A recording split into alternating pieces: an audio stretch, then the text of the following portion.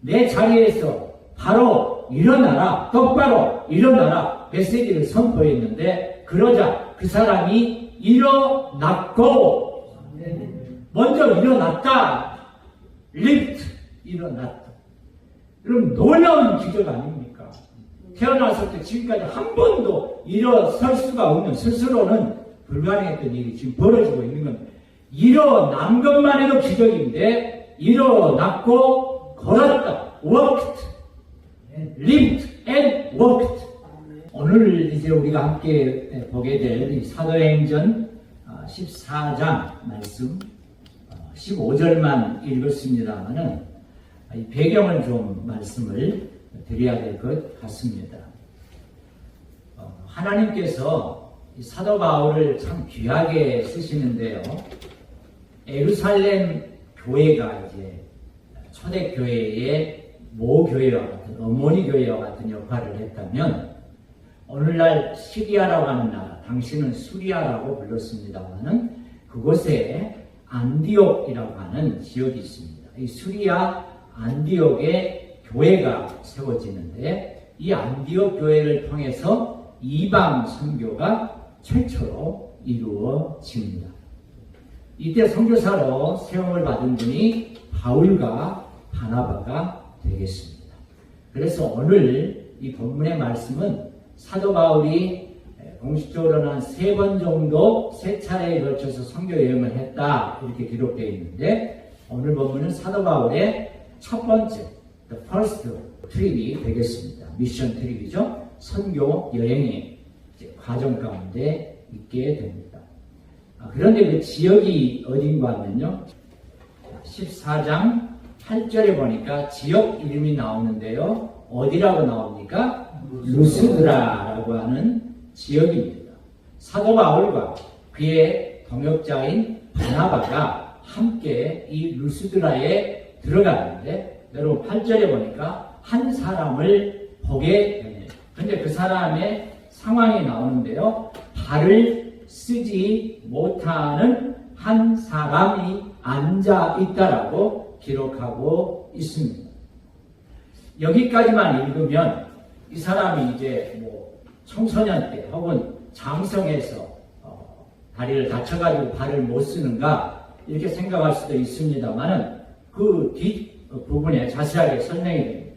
나면서 걷지 못하게 되어 걸어본 적이 없는 자라 그랬습니다. 영어 성경에 보니까 어머니의 태에서부터 이미 장애를 가지고 있었다. 일어서 본 적도 없어요. 다리에 힘이 없어요. 그러니까 늘 앉아있는 그런 사람입니다. 오늘 이제 이 사람에게 하나님께서 어떻게 역사하시는가 하는 것이 오늘 설교의 핵심이 되겠습니다. 참 놀랍게도 9절에 보니까 이 사람이 바울이 말하는 것을 듣거늘 그랬어요. 여러분, 사도 바울이나 바나바는 이 루스드라 성 사람들이 봤을 때는 외지 사람들이고 뭐 전혀 알지 못하는 사람들인데, 이 바울이 말하는 것, 즉 복음을 전하는 것을 이 사람이 들었다 그랬어요. 여기 듣다는 말은 원문에 보면 귀를 기울여서 듣다 하는 것이죠. 그냥 들려오는 것이, 소리가 들려오는 정도가 아니고 자신이 관심을 가지고 귀를 기울여서 아주 자세하게 듣다 하는 그런 의미가 되겠습니다. 그런데 사도 바울이 이야기하는 것을, 즉 복음을 전하는 것을 이 사람이 아주 귀를 기울여서 듣는 것을 바울이 주목했다 그랬습니다. 바울이 의도적으로 관찰했다 그랬습니다. 아주 집중해서 최선을 다해서 귀를 기울여서 듣는 이 사람, 몸에 장애를 가지고 있는 이 사람을 보면서 바울이 아주 의도적으로 그 사람을 주목해서 또 관찰해서 봤다 하는 것이죠. 그런데 보니까 구원받을 만한 믿음이 그에게 있는 것이 바울에게 보여졌다 하는 것이죠. 놀라운 것이죠. 구원받을 만한 믿음이 그 사람에게 있는 것이 바울에게 보여졌다 하는 것이죠. 네. 여기 구원받을 만한 믿음은 사실 이게 주된 것은 육체적으로 힐링되는 것, 치유되는 것, 그의 병이 낫는 것을 1차적으로는 뜻하지만 영원 구원까지도 포함하고 있는 광범위한 의미가 되겠습니다. 구원받을 만한 믿음이 있는 것을 사도 바울이 알게 됐고 보게 되었다. 여러분, 저는 이런 구절을 통해서 우리가 하나님의 예정하심과 작정하심이 있다고 생각합니다. 오늘 사도 바울의 복음을 이 루스드라 성회에 그 많은 사람들이 들었는데 유독 나면서부터 걷지 못하던 이 사람에게 구원받을 만한 믿음이 있었다. 그러니까 여러분, 우리가 어디 가서 이렇게 전도를 하면요, 안 될 것 같아 막 두려움이 있습니다. 내가 이렇게 전한다고 누가 믿을까? 전도지를 나눠줄 때도 그렇고 복음을 직접 말로 선포할 때도 그런데 하나님께서 예비하신 사람들이 반드시 있다 하는 것입니다. 하나님께서 미리 구원하시기로 작정하시고 예정하신 사람들이 있다는 것이죠.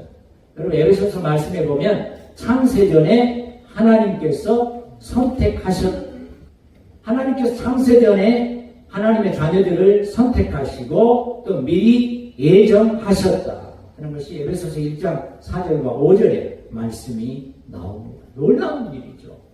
우리가 태어나기도 전에, 아니 세상이 만들어지기도 전에 하나님께서 구원할 자를 이미 예정하시고 선택하셨다 하는 것이죠. 오늘 이 자리에 오신 여러분들, 바로 이 구원받을 만한 믿음을 가지신 하나님이 미리 예정하시고 선택하신 하나님의 귀한 자녀들인 줄 믿습니다. 그래서 큰 소리로 이제 사도 바울이 10절에 보니까 그 사람에게 외치는데 이 메시지가 너무 강력한 거예요. 너의 발로 바로 일어서라. 여러분, 여기 바로라는 말은 지금 즉시가 아니고 똑바로, 스트레이트. 지금 앉아있는데 다리에 힘이 없어서 나면서부터 아예 서본 적도 없고 걸어본 적도 없는데 너의 발로 똑바로 일어서라. 여러분, 사도 바울이 어떻게 이렇게 담대하게 외쳤을까요? 만약 여러분과 제가 이런 상황 가운데서 바울처럼 너의 발로 똑바로 일어서라 그랬는데 전혀 어떤 변화가 없으면 완전 돌맞아 죽겠죠? 이 사기꾼 막 이러면서. 사도 바울이 이 사람을 보고 구원받을 만한, 거침받을 만한, 영원히 또 구원받을 만한 믿음이 있는 것을 보고 내 발로 똑바로 일어서라고 선포할 수 있었던 이유가 있어요. 자, 우리 14장 3절 말씀입니다. 두 사도가 오래 있어 주를 힘입어 담대히 말하니 주께서 그들의 손으로 표적과 기사를 행하게 하여 주사 자기 은혜의 말씀을 증언하시니. 여러분, 예수님께서 사도 바울과 바나바를 통해서 그들의 손으로 표적을 행하시고 기사를 행하셨다 하는 것이죠. 그러니까 사도 바울은 주님의 복음이 선포될 때 주님께서 역사에 주실 것을 믿는 것이죠.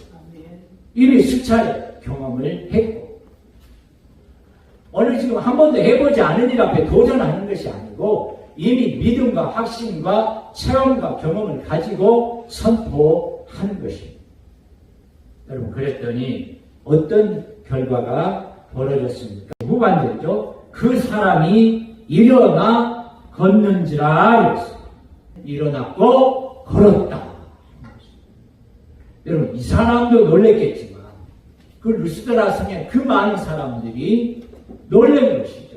그래서 그 다음 상황이 나오는 것입니다. 11절에 보니까 무리가 바울이 한 일을 보고 루기오니아 방언으로 소리질러 이르되.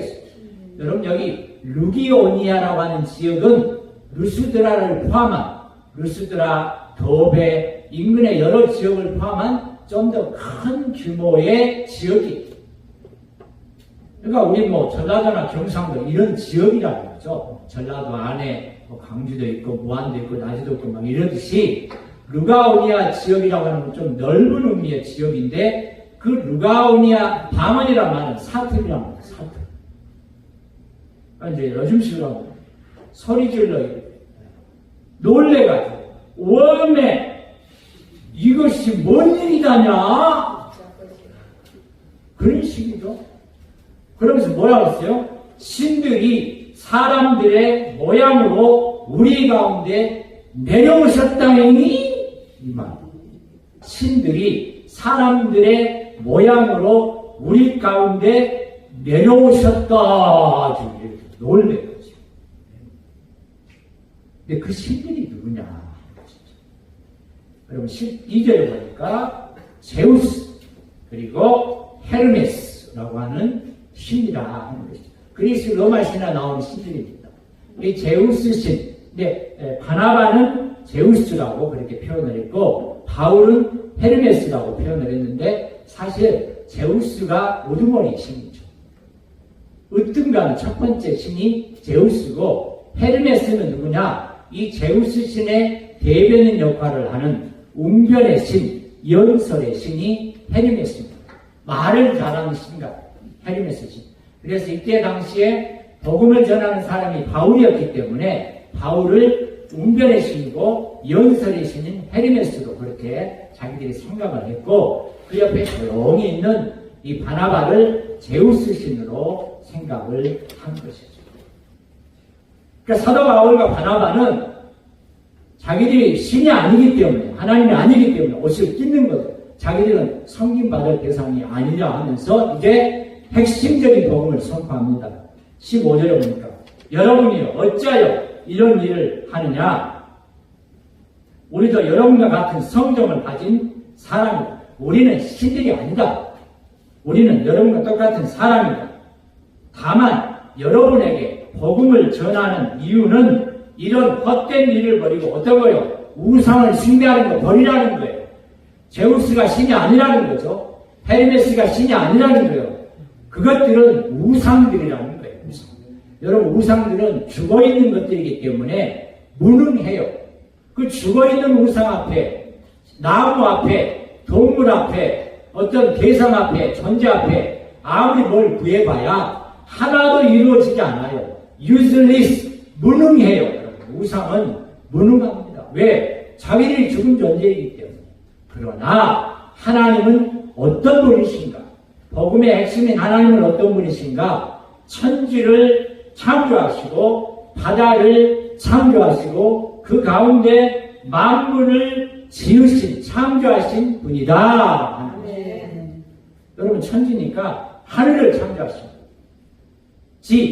땅을 창조하신 분, 그리고 바다를 창조하신 분이에요. 그리고 하늘과 땅과 바다 안에 있는 모든 만물들, all things들을 창조하신 분이세요. 그분이 누구시냐? 살아계신 하나님이신 줄 믿습니다. 네. 여러분 그래서 15절의 핵심 구절은 살아계신 하나님이에요. 그 살아계신 하나님을 설명해 주는 내용들이 하늘을 만드신 분이시고 땅을 만드신 분이시고 바다를 만드신 분이시고 만물을 만드신 분이시다. 이 만물 안에 저와 여러분이 다 포함되어 있는 것이죠. 그래서 전혀 죽어있는 존재, 그 제우스와 헤르메스 같은 아무런 능력도 없는 무능력하고 무익한 그런 우상들을 버려버리고, 여러분 그래서 재밌는 게 하나 있어요. 이 사람들이 제우스 신께 제사를 드릴 때 쓰던 용어가요, 하늘과 땅을 만드신 하늘의 아버지 제우스 신께 이 설을 드립니다. 이 제물을 바칩니다. 그러니까 뒤에만 틀렸어. 사실은 앞에는 오늘 본문 말씀과 맞잖아요.